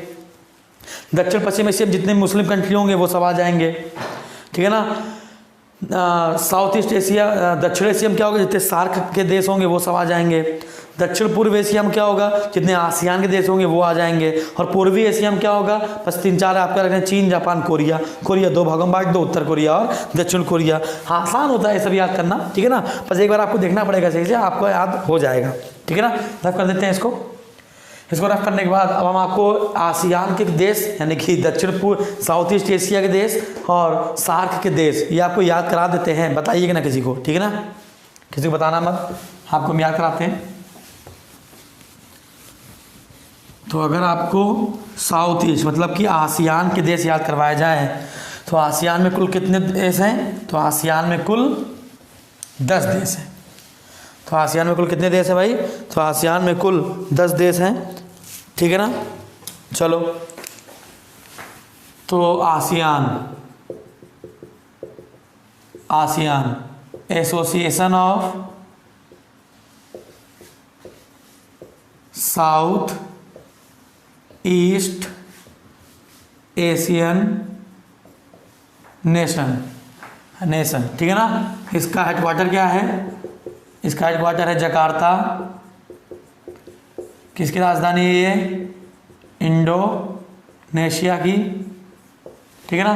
कैसे याद करते हैं, टीवी क्लिप्स ऑफ मुन्ना भाई MBBS, ठीक है ना। अगर आपने ये याद कर लिया तो आपको साउथ ईस्ट के याद रहेंगे। अच्छा, अब समस्या ये है कि उन लोग बच्चों के साथ समस्या हो सकती है, उन भाइयों के साथ समस्या हो सकती है ना, जिसको दक्षिण पूर्व एशिया के देश ही न समझ में आए। अब उनको M से कुछ और समझ में आ रहा है, B से कुछ और समझ में आ रहा है। तो इसके लिए आपको पहले मैप देखना पड़ेगा, दक्षिण पूर्व में जितने भी देश हैं वो आपको समझने पड़ेंगे, ठीक है ना। चलिए देखते हैं। तो T से क्या होगा, T से होगा थाईलैंड। V से क्या होगा, वियतनाम। C से क्या होगा, कंबोडिया। पूरे विश्व का सबसे बड़ा मंदिर है कंबोडिया में, अंकोर वाट मंदिर विष्णु जी का, है ना। सूर्यवर्मन और जयवर्मन ने बनाया था। सूर्यवर्मन ने शुरुआत की थी 2nd ने, और जयवर्मन 7th ने इसको पूरा बनवा दिया था। तो थाईलैंड हो गया, वियतनाम हो गया, कंबोडिया हो गया, लाओस हो गया। आई से क्या होगा भाई, इंडोनेशिया हो गया। सब इधर वाले क्षेत्र हैं। पी से क्या होगा, फिलीपींस हो गया। एस से क्या हो गया, एस से हो गया सिंगापुर। एस से क्या हो गया, सिंगापुर। एम से क्या हो गया, मलेशिया। बी से क्या हो गया, ब्रुनेई। फिर बी से क्या हो गया, बर्मा, जिसको हम लोग म्यांमार के नाम से भी जानते हैं। हाँ, आपका क्वेश्चन ये है कि आपको सबसे पहले तो आप हमें राजधानी तो बताओ कम से कम कुछ देशों की, है ना। तो कुछ देशों की राजधानी बताइए, जैसे कि लिखा है थाईलैंड, तो थाईलैंड की राजधानी क्या होगी, तो थाईलैंड की राजधानी क्या होगी भाई, बताया जल्दी से। 10 देश हो नहीं पाएगा यार, 3 3 6 6 4 10 3 1 2 3 4 5 6 7 8 9 10 11। अच्छा, आसियान में 10 देश हैं भाई, है ना। यानी ये एस जो है फालतू में आया है। फिर आपको इसको क्या करना है, इसको स्मॉल एस कर लो, ठीक है ना। जो स्मॉल में रहेंगे वो साइलेंट रहेंगे, ठीक है ना। तो वही हम कहें कि 10 तो हो गया और 11वां कहाँ बचा। तो आपको इतनी बात समझ में आई। तो टीवी क्लिप्स ऑफ MBBS, अगर आपको ये याद रहेगा तो आपको आसियान के सारे देश याद रहेंगे। तो आसियान का हेडक्वार्टर कहाँ है, इंडोनेशिया। राजधानी क्या है, जकार्ता। थाईलैंड की राजधानी क्या है, बैंकॉक। वियतनाम की क्या है, हनोई। क्या है, हनोई, ठीक है ना। तो आपको सब याद रखना है आपको। चलिए आगे बढ़ते हैं। अच्छा एक बात समझिएगा, इसमें एक क्वेश्चन बन सकता है क्या, साउथ ईस्ट क्वेश्चन बनेगा, दक्षिण पूर्व एशियाई देशों में से कौन सा देश ऐसा है, एकमात्र देश ऐसा है जो कंप्लीटली लैंड लॉक्ड है, जो कंप्लीटली लैंड लॉक्ड है ना। तो दक्षिण पूर्व एशिया का स्थलरुद्ध देश कौन सा है, दक्षिण पूर्व एशिया का स्थलरुद्ध है ना देश कौन सा है, तो आंसर क्या लगाएंगे, लाओस। क्या लगाएंगे भाई, लाओस लगाएंगे, ठीक है ना। चलिए आगे बढ़ते हैं, ठीक है। अब हम लोग बात करेंगे दक्षिण एशिया की। दक्षिण एशिया मतलब सार्क। सार्क को कैसे याद किया जाए, तो सार्क को याद करने के लिए पहले सार्क का फुल फॉर्म बताइए, SAARC, south Asian association for regional cooperation, है ना। इसको हिंदी में कहते हैं दक्षेस, दक्षिणी एशियाई क्षेत्रीय सहयोग संगठन। इसको हम लोग हिंदी में क्या कहते हैं, दक्षेस कहते हैं, है ना। इसकी स्थापना हुई थी 1985 में। कहाँ पर स्थापना हुई थी, ढाका में। स्थापना ढाका में हुई थी, लेकिन हेडक्वार्टर कहाँ है, नेपाल काठमांडू में, नेपाल काठमांडू में, है ना। तो सार्क के देश कैसे याद किए जाएं, स्पिन बाम। अगर आपने ये याद कर लिया काम हो जाएगा आपका, ठीक है ना। तो ऐसे क्या होगा, एस से होगा श्रीलंका, पी से होगा पाकिस्तान, आई से हो गया इंडिया, एन से हो गया नेपाल, बी से हो गया भूटान, ए से हो गया अफगानिस्तान, एम से हो गया मालदीव, एम से क्या हो गया, मालदीव, बी से हो गया बांग्लादेश। राजधानी बताइए भाई, राजधानी क्या होगी, तो श्रीलंका की राजधानी कोलंबो, ऑफिशियल क्या हो गई है, श्री जयवर्धनेपुरे। पाकिस्तान की इस्लामाबाद, भारत की दिल्ली, नेपाल की काठमांडू, भूटान की थिम्पू, अफगानिस्तान की काबुल, मालदीव की माले और बांग्लादेश की ढाका, ठीक है। चलिए, तो आपने साउथ ईस्ट के देश भी याद कर लिया, तो आपने सार्क भी याद कर लिया और आपने आसियान भी याद कर लिया, ठीक है ना। हमने आपको बताया कि मध्य एशिया में, जरा बताऊंगा जरा सा क्या होगा। अगर आपको लिखा है मध्य एशिया, तो मध्य एशिया में क्या है, जितने भी स्थान वाले देश मिलेंगे आपको, कजाकिस्तान, उज्बेकिस्तान, तुर्कमेनिस्तान, किर्गिस्तान, है ना, ये सब होगा। अच्छा, अगर आपको कह दिया जाए कि दक्षिण पूर्व एशिया, तो दक्षिण पूर्व में क्या होगा, आसियान वाले हो जाएंगे। इसमें क्या था, स्थान वाले थे, इसमें क्या आसियान वाले हैं। अगर आपसे पूछ दिया जाए दक्षिण एशिया, तो आपका सार्क वाला हो जाएगा पार्ट। हाँ, तो कह दिया पूर्वी एशिया, तो तीन ही तो हैं, चीन, जापान, कोरिया, चीन, जापान, कोरिया, ठीक है ना। अगर आपसे कह दिया जाए कि एक बचा क्या, अगर आपसे कह दिया दक्षिण पश्चिम एशिया, दक्षिण पश्चिम एशिया, तो जो तेल वाले क्षेत्र है, इराक, ईरान, है ना, ये सब वाला क्षेत्र हो जाएगा, ठीक है ना। तो आपने एशिया के विभाजन आराम से और अच्छे सीख लिया है, ठीक है ना। तो आगे बढ़ते हैं, अब इसी चीज़ को हम लोग लेकर आगे बढ़ेंगे, ठीक है। तो इसका स्क्रीनशॉट जल्दी से ले लीजिए। हम लोग पढ़ते हैं टोटल लैंड लॉक्ड कंट्री कौन कौन सी हैं, स्थलरुद्ध देश कौन कौन से हैं। स्थलरुद्ध देश, तो एशिया महाद्वीप के अगर आपको स्थलरुद्ध देश याद करने हैं, लैंड लॉक्ड कंट्रीज आपको याद करनी है, तो बस आपको पता क्या करना है, सिर्फ आपको 3-4 याद करनी है, बाकी तो आपको याद कर लोगे तुरंत ही। तो जैसे स्थलरुद्ध देशों की बात बताई जाए, अरे स्थल रुद्ध देश की बात बताई जाए, लैंड इसकी क्या हो गई हो, लॉक्ड हो गई हो, पानी आनी ना आता हो, है ना। तो आपको क्या याद करना है, आपको एक मंगोलिया याद रखना है, एक आपको लाओस याद रखना है, ठीक है ना। अगर आपने एक लाओस याद रख लिया और एक मंगोलिया याद रख लिया, 2 नेपाल याद और भूटान याद कर लो, नेपाल और भूटान याद कर लो। बाकी जितने भी स्थान वाले हैं, बाकी जितने भी स्थान वाले हैं वो सब क्या हैं, लैंडलॉक्ड हैं, जैसे तुर्कमेनिस्तान, उज्बेकिस्तान, किर्गिस्तान, कजाकिस्तान, ठीक है ना। तो जितने भी स्थान वाले देश हो गए सब क्या हो गए। अच्छा, अब क्वेश्चन ये है सबसे बड़ा कौन सा है लैंडलॉक्ड, है ना, बड़ा कौन सा है, तो बड़ा है कजाकिस्तान, और उससे दूसरे नंबर पे कौन सा है, मंगोलिया, क्या है, मंगोलिया, ठीक है ना। तो ये दो बड़े हो गए, पहले नंबर पे आ गया कजाकिस्तान और दूसरे नंबर पे आ गया मंगोलिया। और दक्षिण पूर्व एशिया बताया जाए तो आंसर क्या होगा, लाओस, क्या होगा भाई, लाओस, है ना। अगर हम लोग बात करें जैसे अति प्राचीन खंड, जो हमारे पास सबसे पुराना जो स्थल खंड है उसको हम क्या कहते हैं, दो भागों में बांटा था ना हम लोगों ने। पहला बांटा था अंगारा लैंड,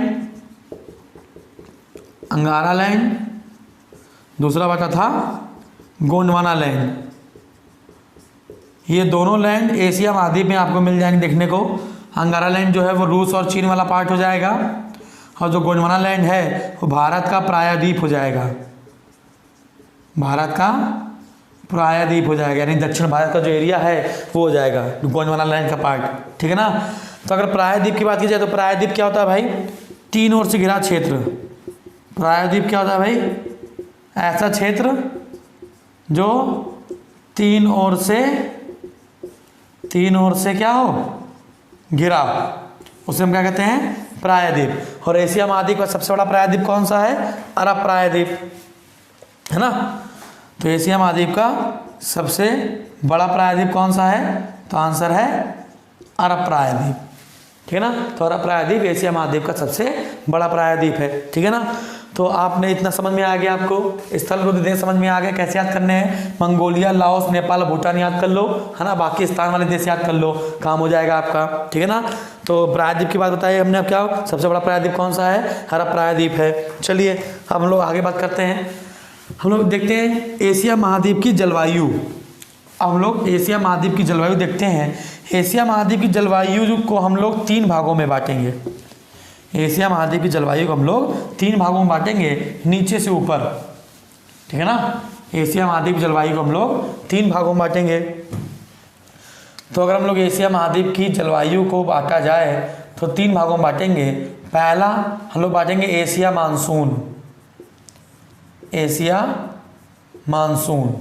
फिर दूसरा हम लोग बांटेंगे शुष्क भूमि, दूसरा हम लोग बांटेंगे शुष्क भूमि। और तीसरा हम लोग बांटेंगे शीत भूमि, तीसरा हम बांटेंगे शीत भूमि। यानी कि ये देखो, जो साउथ का है, जो साउथ एशिया है ना, और जो साउथ ईस्ट एशिया है, साउथ एशिया और साउथ ईस्ट एशिया में जो वर्षा होती है, साउथ एशिया और साउथ ईस्ट एशिया में जो वर्षा होती है ना, उसमें 90% वर्षा जो होती है वो ग्रीष्म काल में होती है, गर्मी में 90% जो वर्षा होती है वो ग्रीष्म काल में होती है ना।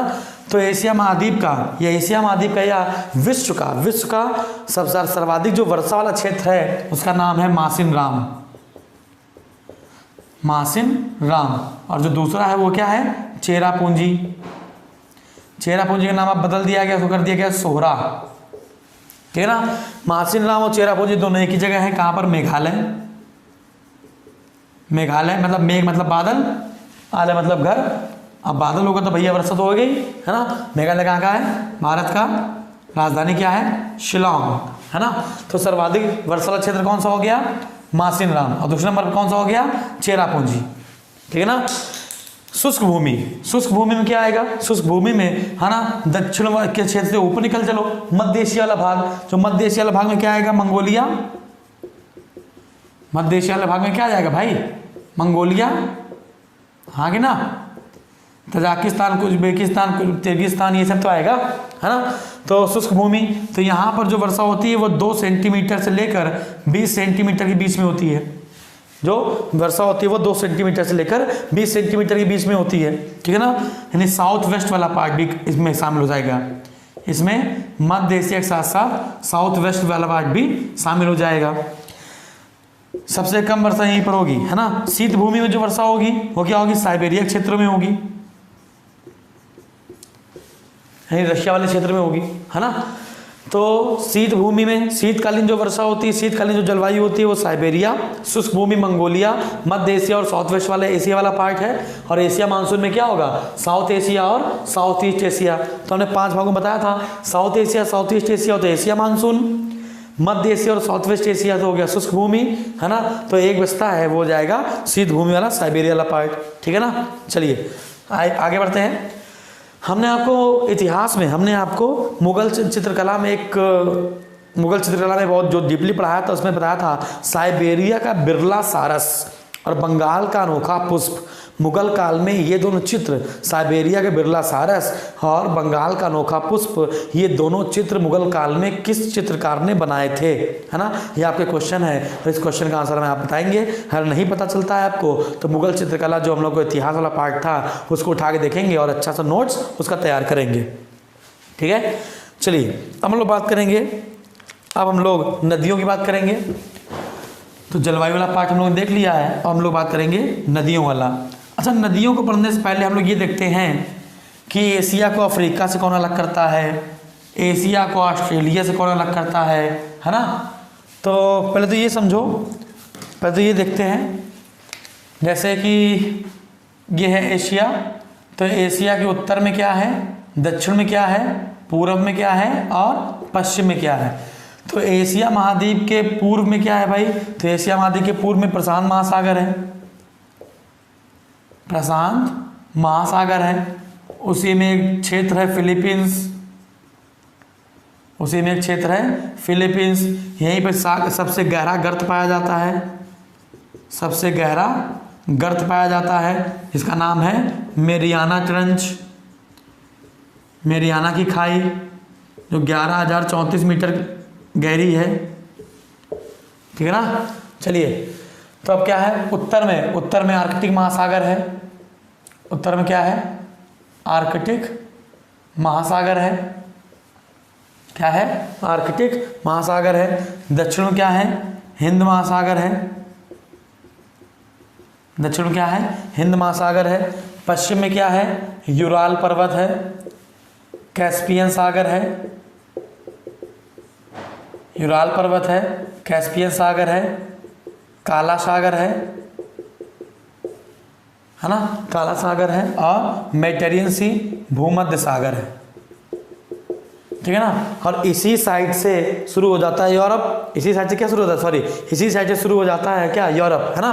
तो ये जो चारों हैं, यानी यूराल, कैस्पियन सागर और यूराल, कैस्पियन सागर, काला सागर और भूमध्य सागर, है ना, ये क्या करते हैं, ये सभी एशिया को यूरोप से अलग करते हैं, एशिया को यूरोप से क्या करते हैं, अलग करते हैं, ठीक है। ये चारों चीज़ें, जो लाल सागर है, जो लाल सागर है और स्वेज नहर है, स्वेज नहर है, स्वेज नहर भूमध्य सागर को लाल सागर से जोड़ती है ना।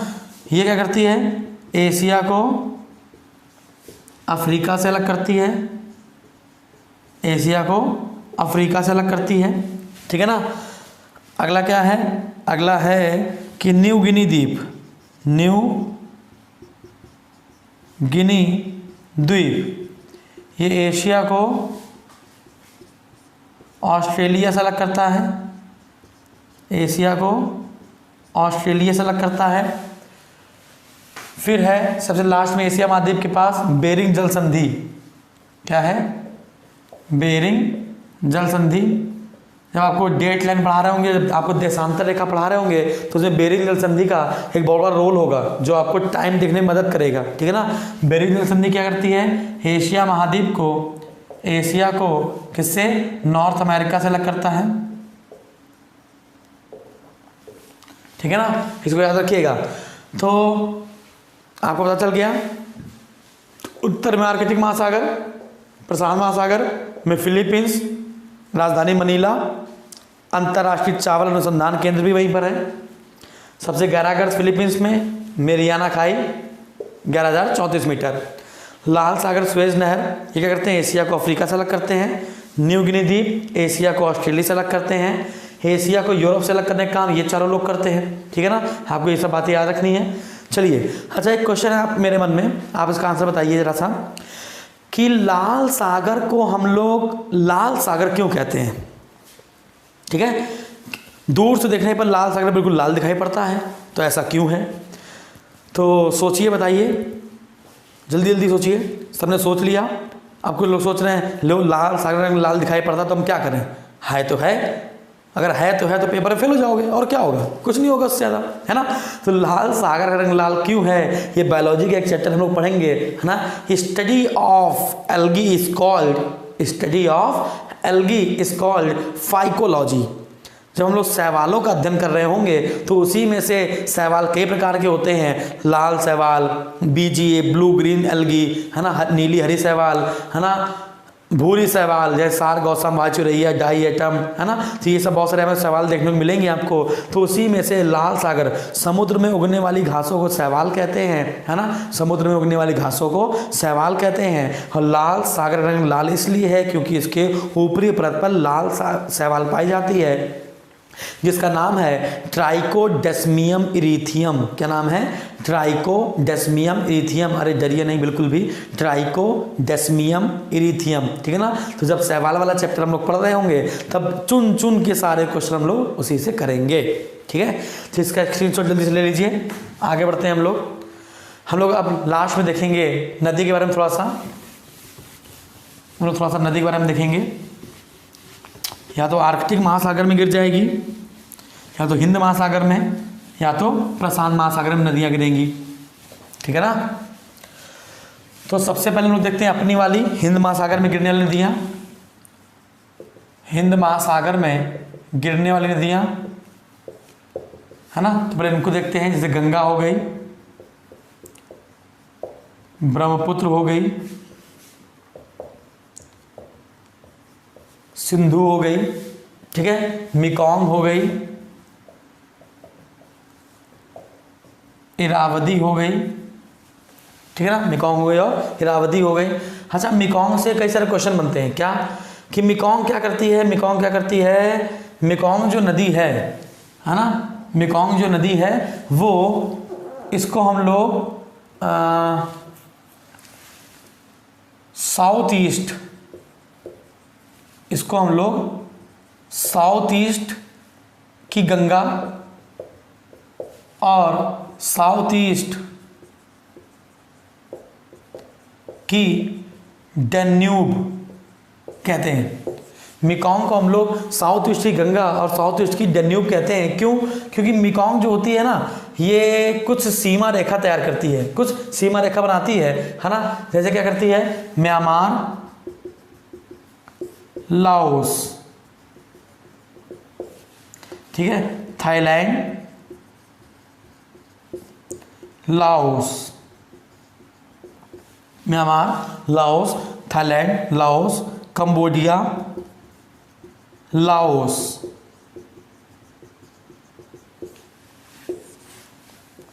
समझ में आ गया। म्यांमार को लाओस से कौन अलग करता है, मेकोंग नदी,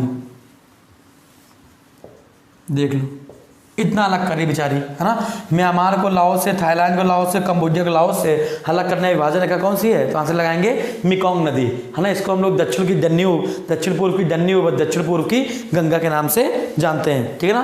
तो हिंद महासागर में गिरने वाली नदी आपको एक मेकोंग आपको याद रखनी है, ठीक है ना। चलिए आगे बढ़ते हैं।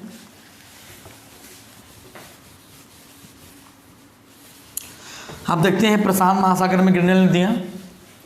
अब देखते हैं प्रशांत महासागर में गिरने वाली नदियाँ। प्रशांत महासागर में गिरने वाली नदियाँ, आमूर, ह्वांगहो नदी को हम लोग चीन का शोक, सौर ऑफ चाइना क्योंकि बाढ़ ले आती है, और पीली नदी के नाम से जानते हैं।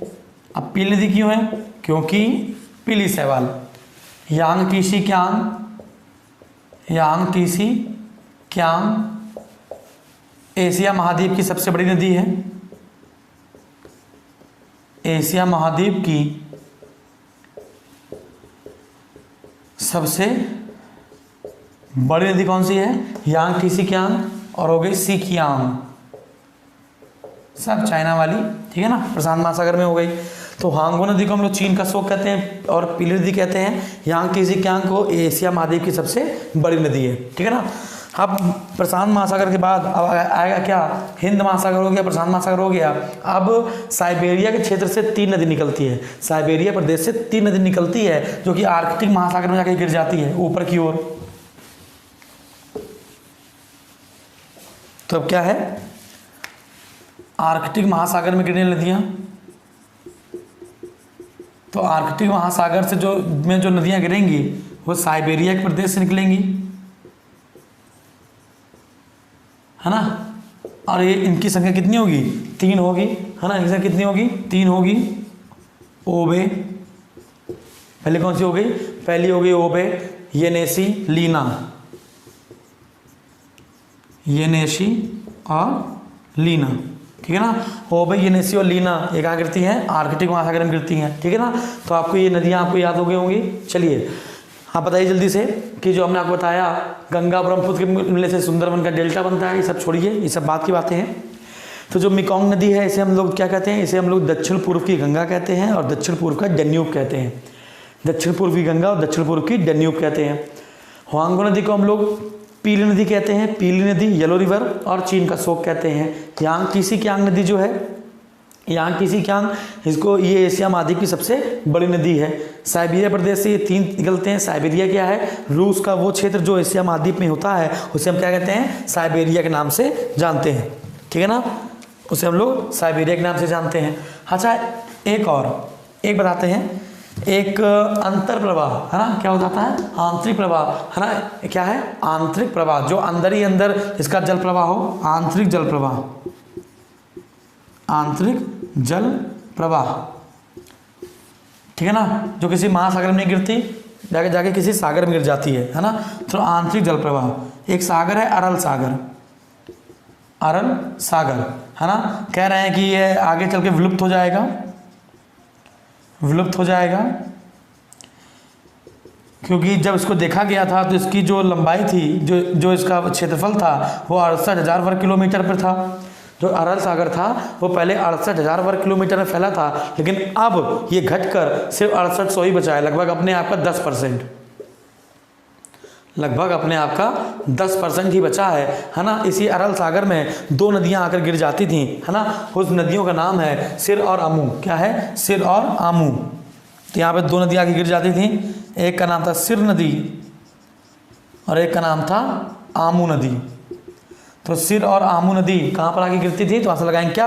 अरल सागर में, है ना। और वैज्ञानिकों के अनुसार ये आगे चलकर क्या हो जाएगा? विलुप्त हो जाएगा। आपको ये याद रखिएगा, ठीक है ना। तो एशिया महाद्वीप में हम लोगों ने इतना पढ़ा। हम लोग धीमे धीमे पढ़ेंगे, सड़क परिवहन पढ़ेंगे, जल परिवहन पढ़ेंगे, वायु परिवहन पढ़ेंगे। अभी एशिया महाद्वीप में बहुत सारी चीज़ें हैं जो हम लोग को पढ़ना है, और हम लोग इसको अगले पार्ट में देखेंगे जब एशिया महाद्वीप का दूसरा पार्ट आएगा।